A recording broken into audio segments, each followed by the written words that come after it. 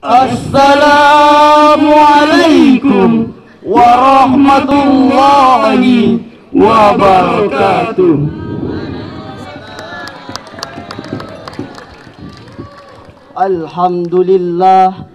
Alhamdulillahi rabbil alamin. Nahmaduhu wa nasta'inuhu wa astaghfiruh.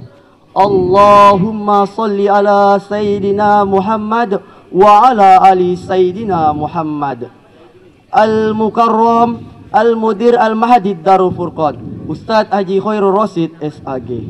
Al-Mukarram wal-Mukarramah Asatid wa Asatiza Al-Mahdi Darul Furqan.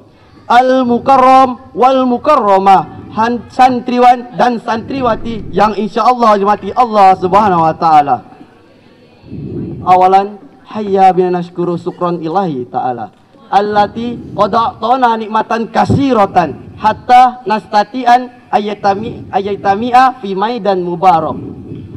Summa saniyah salatan wa salaman ala sayyidina wa habibina wa safiina wa zukrina wa maulana Muhammad sallallahu alaihi wasallam biqauli Allahumma salli ala Sayyidina Muhammad wa ala ali Sayyidina Muhammad. Persatuan dan kesatuan adalah tiang penyangga daya suatu negara.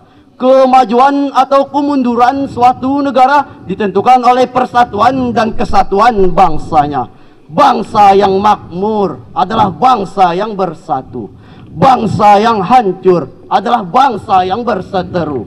Pantas Hujjatul Islam Imam Al-Ghazali menegaskan bahwa bersatulah kalian seperti kedua tangan ini dan jangan bercerai-berai seperti kedua telinga ini. Jika tangan kanan ke depan, maka tangan kiri ke belakang. Dan jika tangan kiri ke depan, maka tangan kanan ke belakang. Ilustrasi tersebut menggambarkan bahwa betapa pentingnya persatuan dalam pembangunan bangsa.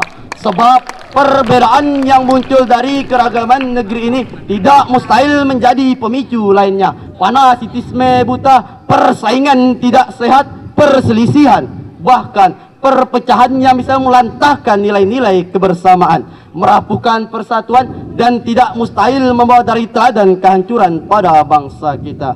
Demikianlah hadirin, rendah persaudaraan di antara kitalah yang mendapat langsung pada bangsa kita.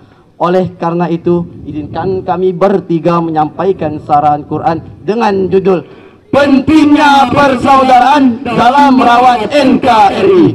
Sebelum lebih jauh membahas judul ini, marilah kita simak lantunan ayat suci Al-Quran Surah Al-Hujurat ayat 10 yang berbunyi, A'udzu billahi minasy syaithanir rajim. Bismillahirrahmanirrahim.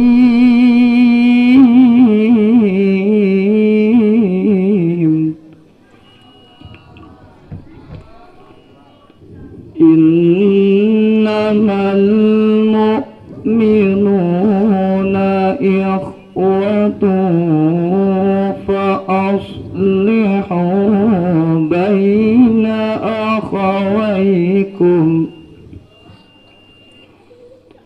wattaqullaha la'allakum turhamun.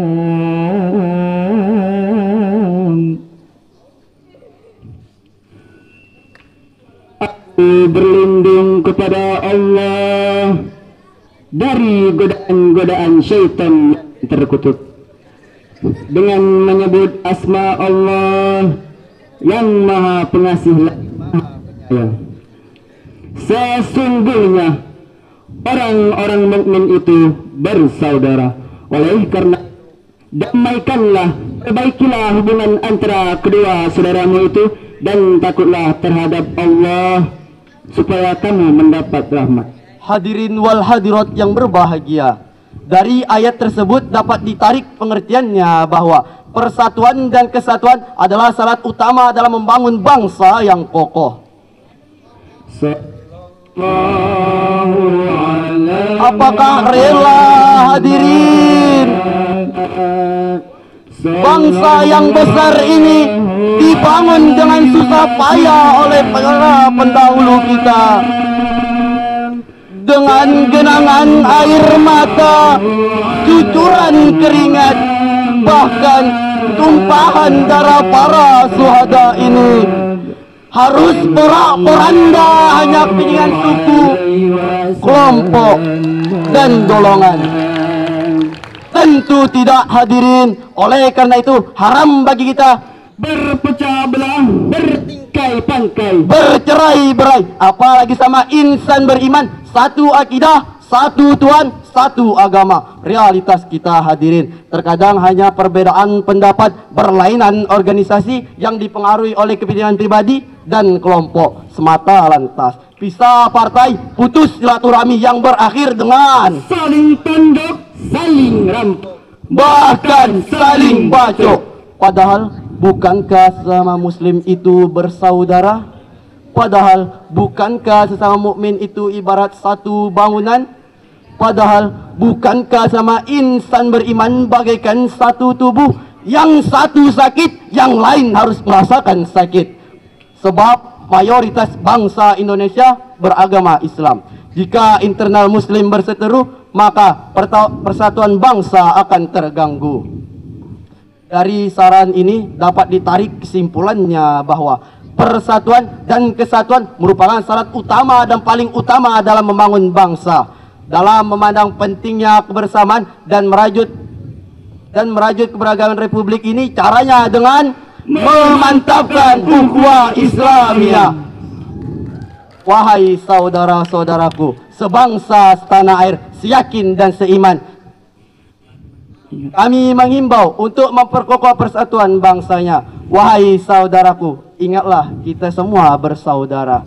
Saudaraku suku Jawa, kita KB sedulur. saudaraku suku Melayu, Kita ni sanak saudara. saudaraku suku Sunda, urang sadayana sadere atu, serta saudaraku dari Sabang sampai Merauke, kita semua bersaudara.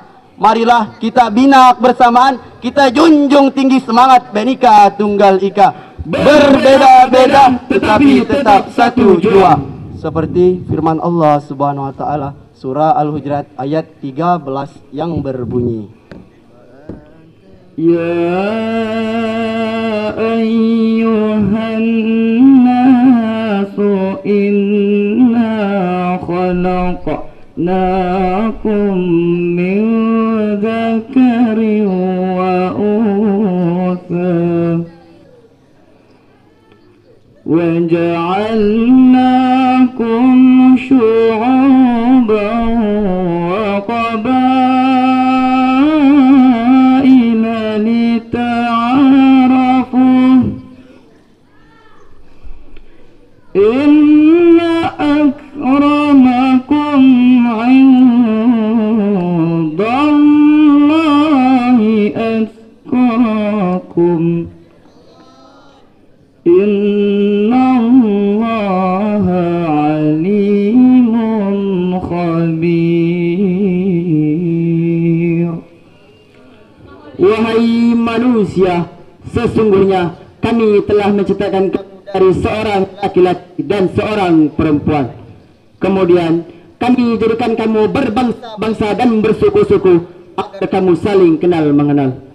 Ketahuilah, Sesungguhnya orang yang paling mulia di sisi Allah ialah orang yang paling bertakwa terhadap Allah Subhanahu wa taala. Allah. Allah Maha mengetahui lagi Maha teliti. Shadaqallahul azim. Maha benar Allah dengan segala firman-Nya.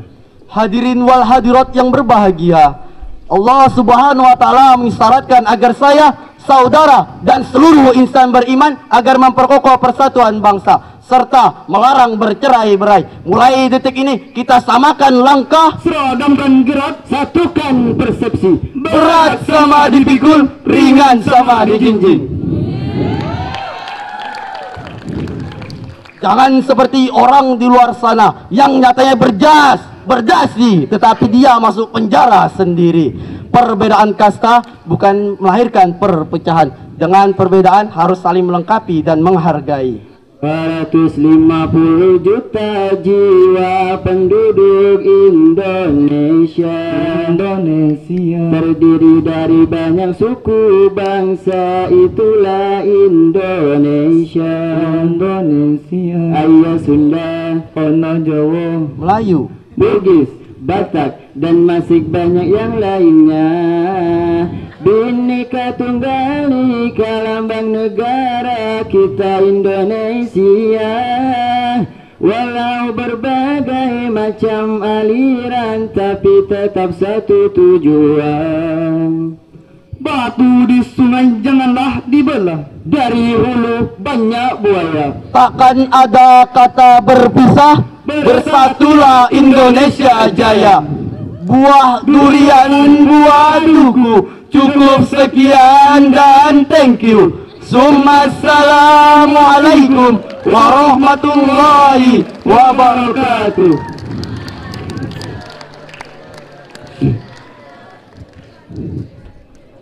Ya